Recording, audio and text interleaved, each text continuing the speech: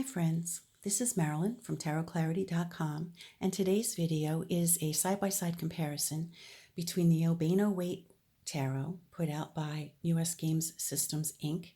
in 1991 and the A.E. Waite Tarot deck put out by A.G. Müller in 2016. Please note that my version is a German version of the A.E. Waite. I chose these two particular decks because I try to deliver videos that aren't available elsewhere. Somebody else may have done this side-by-side comparison, I'm not sure, but I couldn't find it. And although there have been many incarnations of the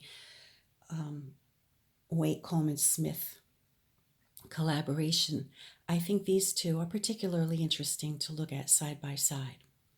Now, it should be noted that Albano Waite deck, I think, originally came out in either 67 or 68, but my version is a 91. And the A.E. Waite version put out by A.E. Waite version put out by A.G. Müller in 2016 is an interesting deck because, as far as we can tell, it's probably the most authentic to the way it was originally published in 1909 by Waite and Smith. None of the original templates or printing, I don't know what you call them, exist from that day, but as close as we can get a facsimile of existing decks from that period, this deck seems to be the closest rendition to what it was originally created as. You can see their backs are different. The Albano Waite has a sunrise motif, and the A.G. Müller has a crackle back, which, to my understanding, was the original back, but I can't be sure, but that's my suspicion. You'll see that they're exactly the same size as each other, and the only difference in size that I can perceive is that the Albano Smith Albano Waite deck is about 3 cards thicker than the A.G. Müller, but otherwise they're the same exact size. Here we have the Fool of each card of each deck. I'm not sure if you could perceive that the yellow background is slightly different in each. The A.G. Müller is a little brighter. You also notice that the tunic is a different color, as are the sleeves, and the overall appearance of the image seems to be a bit larger in the A.G. Müller deck. And you'll notice that my particular A.G. Müller is in German. Even the cliff is a different color, the mountains are a different color. There's no question that the Albano deck, created by Frankie Albano, took liberties with the color, but I believe Frankie Albano was a woman, if I'm not mistaken, and I believe her intent was to create a colorization that was more in keeping with the agenda of the Order of the Golden Dawn versus what was technically able to be done, by the printer. Again, we have different color yellow in the background. I'm not sure if my camera phone is good enough to pick that up. And also the image seems just a tad larger in the A.G. Müller. The table is a different color. The cups are a different color, and the pentacles are pentacle is a different color. I think the sword, those smaller details are different colors.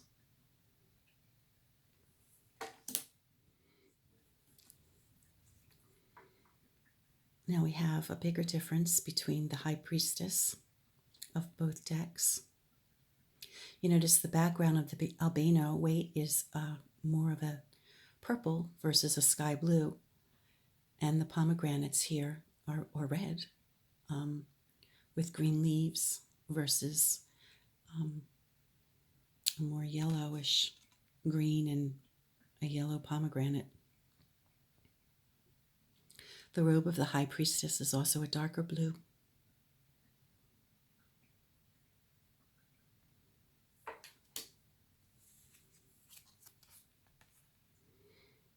Now the saturation of the color in the Empress is more full in the Waite, the Albano Waite.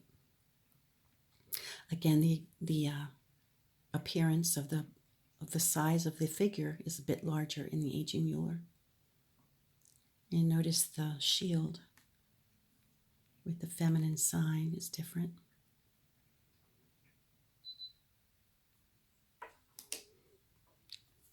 The Emperor. Albano's Emperor wears a purple garment, whereas the aging Müller wears a red or orange red. They both have an orange background.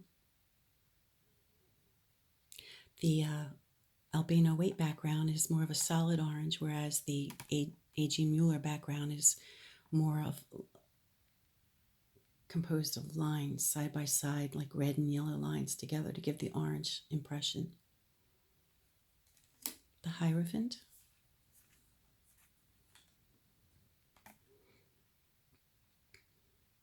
Again, a much more saturated feel to the Albano Waite.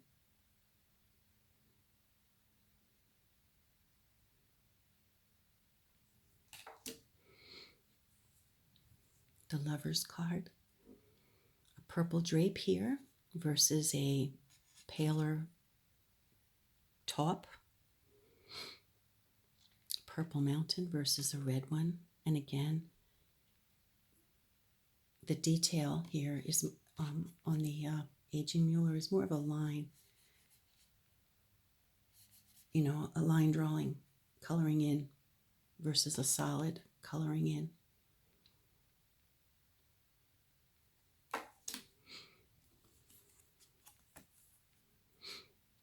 The Chariot is not much different between the two, just slightly different shades of yellow and blue.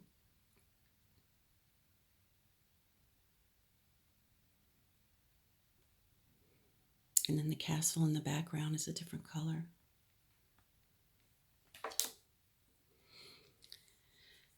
And in the 8th card, the Strength card, again, we have a greater saturation of color in the Albano Waite. We have a purple mountain versus a blue mountain, a more deeply red lion than here, which is more of an orange. And again, the solid color of the lion is created by hash marks kind of between red and yellow lines.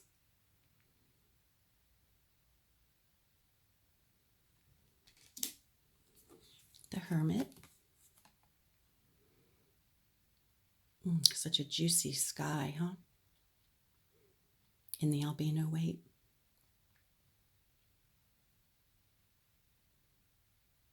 Here, the staff of the Hermit in the aging Müller is much more pronounced.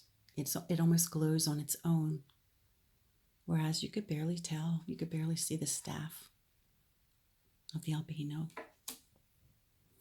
The Wheel of Fortune. Different blues, different reds, different orange. And the animals have different colorization, as does the Sphinx. Sorry for knocking the tripod every time I pick up a card. I apologize for that. Again, with Justice, we see a different color in the background. A purple versus a orangey salmon color.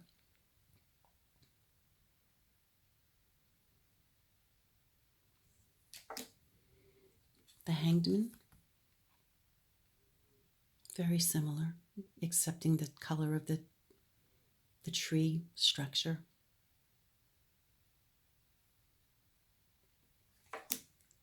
Death. In the Albano Waite, we have a very dramatic red sky.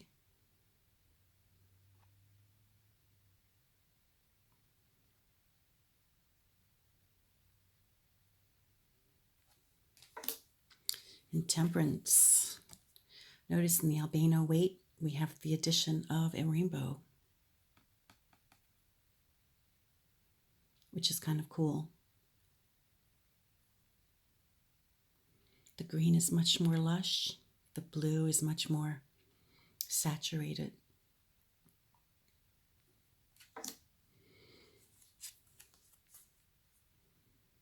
With the Devil, the biggest distinction here is the bat wings. The devil wings are purple here. Also in the Albano Waite, the flesh tone of Adam and Eve, or whoever they represent, or the male and female, are slightly different. Whereas in the A.G. Müller, they're the same color.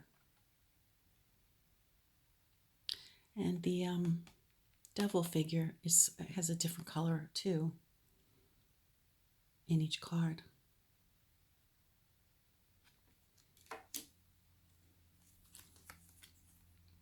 The Tower is very similar, excepting the saturation of the blue. The detailed color of the cliff is different. The odds, I believe that's what they're called, the rays, are a little different in each. And the Tower itself is slightly different color.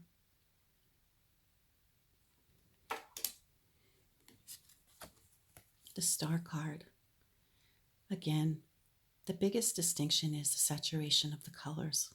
Blue and red, purples.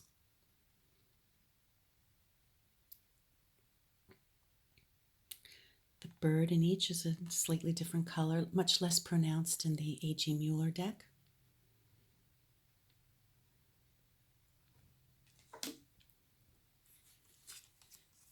Again, in the moon, we see a different colored sky, a much more saturated blue-purple versus more of a sky blue in the A.G. Müller. The color of all the animals is different, excepting the crayfish, which seems to be about the same color in each. You notice also in the Albano Waite, the water is green. There's no differentiation between the land and the water, as there is with the A.G. Müller. In the background, mountains, or they have to be mountains because there's a road that continues, are also a different color.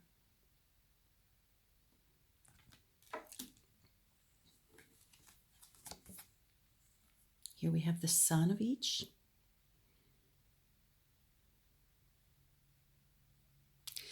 Also, the one thing with the Albano Waite is that we have the charming hand-drawn titles on the cards from Pamela Colman Smith, whereas because, of course, she didn't do it in German, this German rendition is not original to Pamela Colman Smith's hand.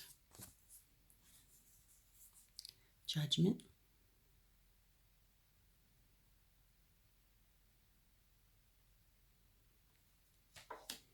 And the World.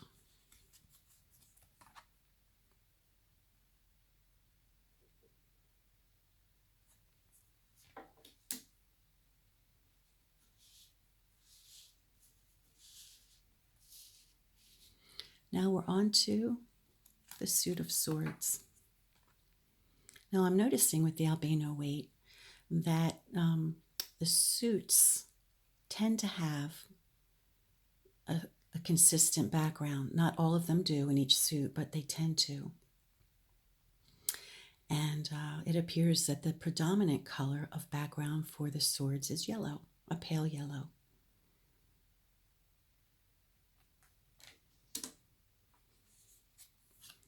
We see it again here in the two swords.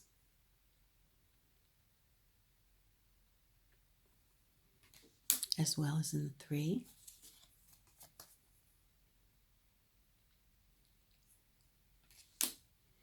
And in the four, although there is no sky for the background, the swords are emphasized in yellow.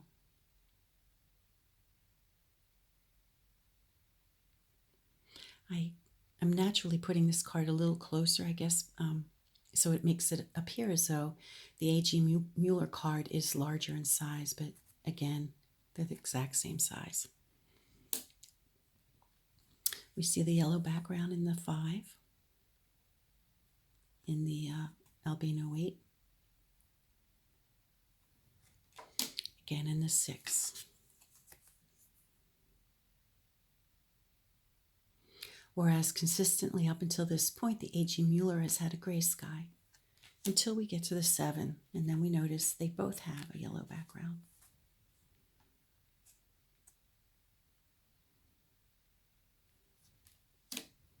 The 8. Now in the Albano Waite Smith version, the yellow, if you notice, between the 6 and the 8 starts to change. Whereas it was a little bit more consistent in the earlier numbers. We get 6 is less intense than the 5. 7 is less bright than in the 6.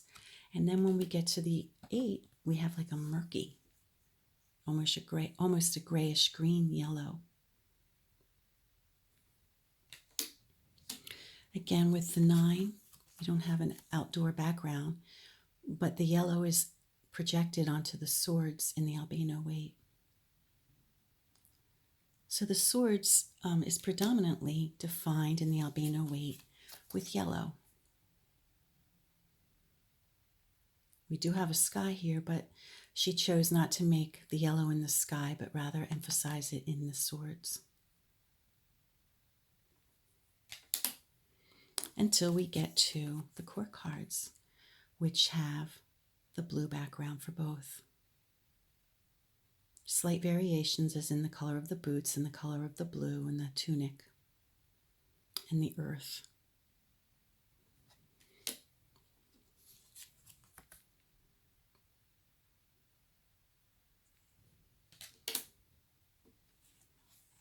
The queens.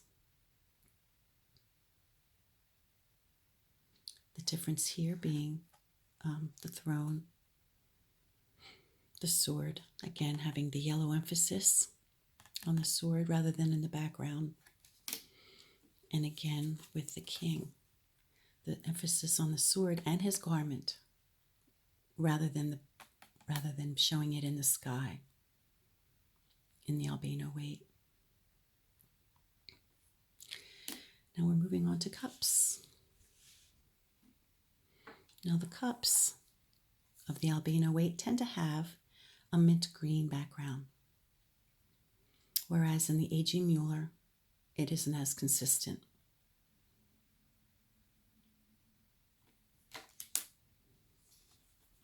Again, we have a bit of a mint green background in the Albano Waite.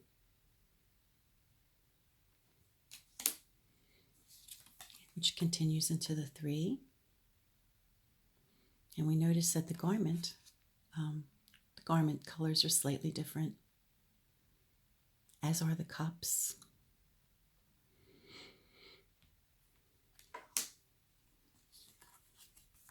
We still have the pale mint green in the background of the Albano Waite. We have yellow cups in the A.G. Müller, and slight variations in their garment clothing and details of the foliage.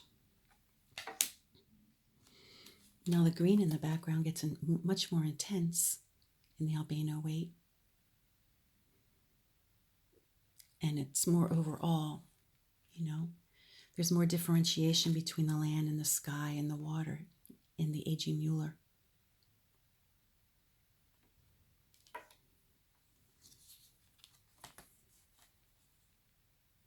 These two renditions are very similar.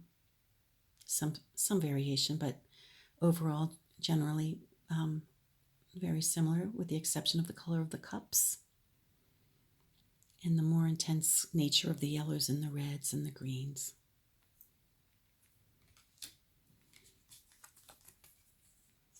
Seven cups. Different color choices for the various objects. This one's interesting. Their colors are very similar in the background. Slightly different, but similar. And the difference here is in the color of the cups and the saturation of the Albano Waite. The Nine of Cups.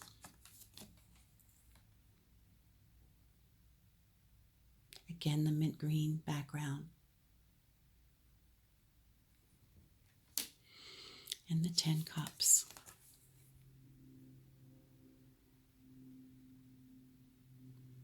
What a juicy rainbow, huh? In the Albano. Now again, when we get to the court cards, the background color is not emphasized with the predominant color of the rest of the suit in the Albano.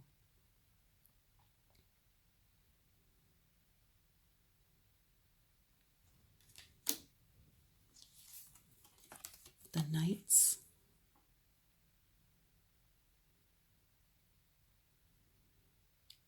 The horse in the Albano is almost the same color as the sky. The Queens.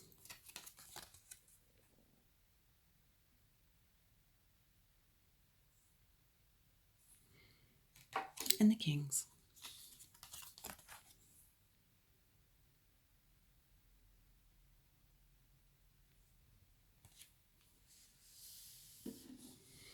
Now we're moving on to the suit of Wands. And we see that Albano Waite favors an orange background for the suit of Wands.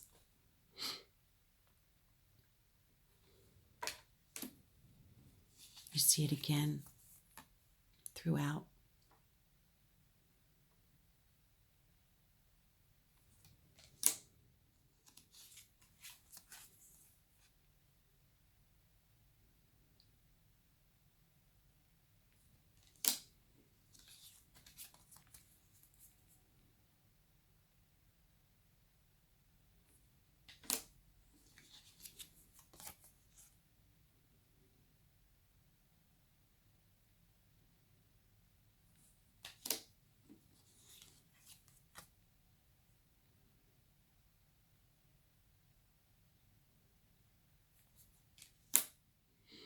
If for no other reason, the background colors really do help you remember, for example, that wands might have a correspondence with fire due to the color,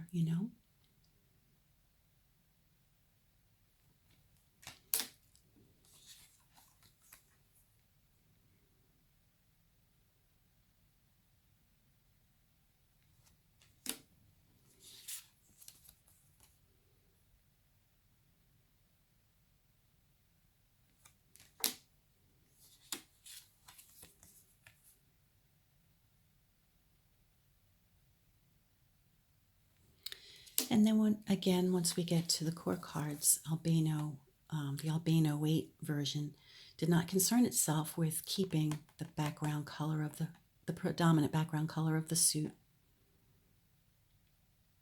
But it still differentiates in color from the A.G. Müller deck, which, as I mentioned earlier, is probably the closest to the authentic or the actual printing of the original 1909 version.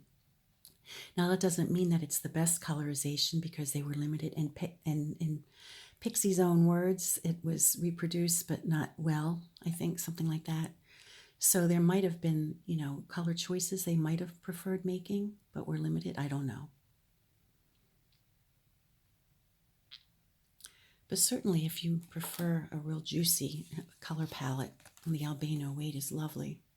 I understand that more recent versions of the Albano Waite aren't as nicely done, and that might be due to the fact that there are, I think, a lot of rip-offs out there. If you can get a 91 or earlier, you'll have a more authentic shot. And a quite different color takes, excuse me, on the Queen of Wands between each deck, as there is with the Kings.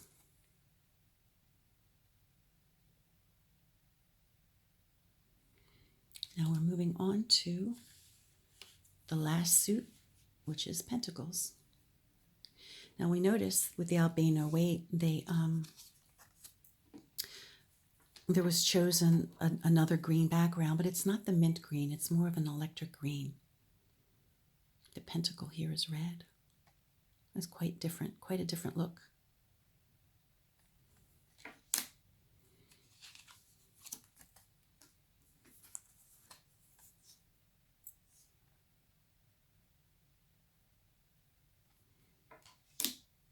Now in the Waite, the pentacles aren't green, red, but they do have red. Well, they are red actually. They just look less so because of the green. And I guess the size, it just looks a little less. Otherwise, the rest of the cards compare reasonably closely, with the exception of the garments.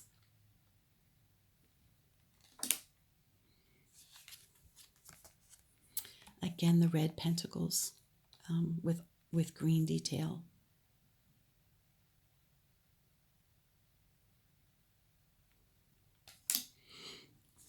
Now, we don't have a green sky in the background, but we do have an emphasis on the green, particularly in the stained glass window and in the clothing.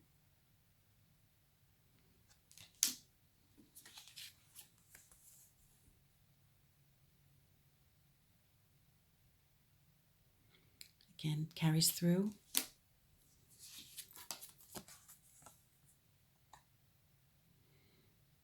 Every time I see the 7 in this deck, it breaks my heart because through the years, there's just been some damage. I don't know from what. It's the only card in the deck that's damaged. I think it's the only card in my entire collection of over 200 cards that has a damaged. Because I take very good care of my cards, but I guess it happens, right? Again, we have the electric green in the background of the Albano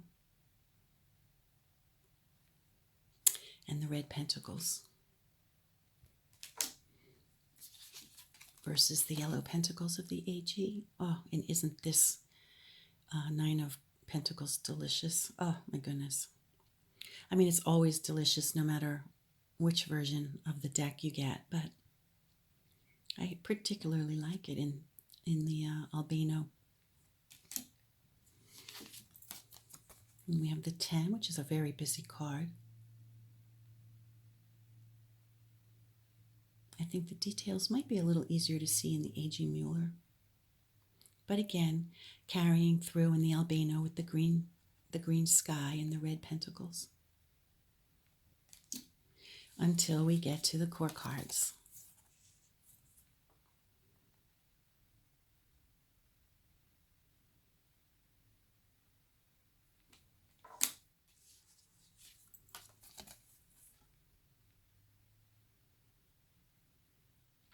The Albano almost looks like the knight is, standing before a really bright sunset, Whereas this looks much more during the day. And we have our queens.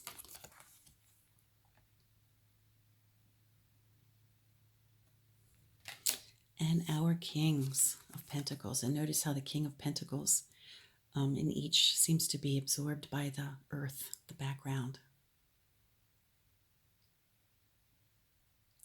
So there you have it. I hope you enjoyed this comparison between the two decks. If you could show me some love, give me a thumbs up, subscribe, visit my website, tarotclarity.com. And until next time, peace.